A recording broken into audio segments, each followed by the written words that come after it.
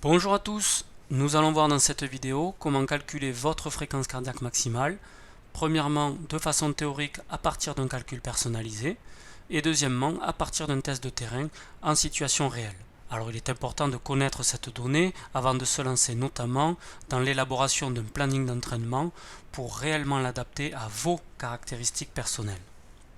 Tout d'abord, voyons comment déterminer de façon théorique votre fréquence cardiaque maximale FCM ou FCmax. Vous connaissez sans doute la célèbre formule désormais un peu poussiéreuse d'Astran et Rieming qui date de 1954. FCM égale 220 moins votre âge. Ou vous avez peut-être entendu parler de celle de Tanaka de 2001, plus récente, mais qui comporte encore une marge d'erreur assez importante, FCM égale 208 moins 0,7 fois votre âge. Mais à choisir, je vous conseille personnellement d'utiliser les formules de Gelich établies en 2007 car elles sont, à l'heure actuelle, jugées les plus fiables. Pour les personnes de moins de 35 ans, il faut appliquer FCmax égale 206,9 moins 0,67 fois votre âge. Et pour les 35 ans et plus, FCmax égale 191,5 moins 0,007 fois votre âge au carré. Prenons ici l'exemple de Martin qui a 35 ans.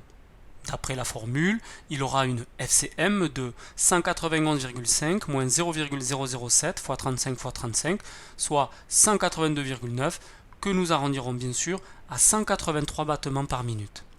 De nos jours, aucune formule théorique ne pourra bien sûr être suffisamment précise pour prendre totalement en compte les caractéristiques de chaque individu. Ainsi, si vous souhaitez obtenir une mesure précise de votre FCmax, rien ne vaudra un protocole en laboratoire ou un test de terrain avec un cardiofréquencemètre. Alors attention, faire monter son cœur à son maximum ne s'adresse pas aux grands débutants ni à ceux qui ont des problèmes de santé. Vérifiez au préalable que vous êtes capable de vous adapter à l'effort en consultant votre médecin ou en réalisant un test Ruffé-Dixon par exemple. Je vous mets le lien ici et dans la description pour ceux que ça intéresse. Dans tous les cas de figure, ne réalisez pas de test maximal en pleine chaleur sans un bon échauffement ni une bonne hydratation. Alors, si vous avez de l'expérience et l'équipement nécessaire, vous pouvez soit effectuer un test VMA tel le VAMEVA, le VOSNA, le léger bouché ou le 6 minutes par exemple. D'une pierre deux coups, vous déterminerez votre VO2 max, votre VMA et votre fréquence cardiaque maximale. Ou alors, effectuer une course en compétition de 5 ou 10 km en terminant les 500 derniers mètres en sprint très soutenu. Par contre, si vous n'avez ni piste, ni plot, ni bande sonore, ni GPS pour déterminer votre vitesse, je vous propose le test progressif suivant. Le but est d'augmenter d'intensité par palier de 2 minutes sans jamais s'arrêter jusqu'à atteindre un maximum. Ainsi, toutes les 2 minutes, vous augmenterez légèrement votre intensité de course pour accroître votre fréquence cardiaque de 10 pulsations par palier.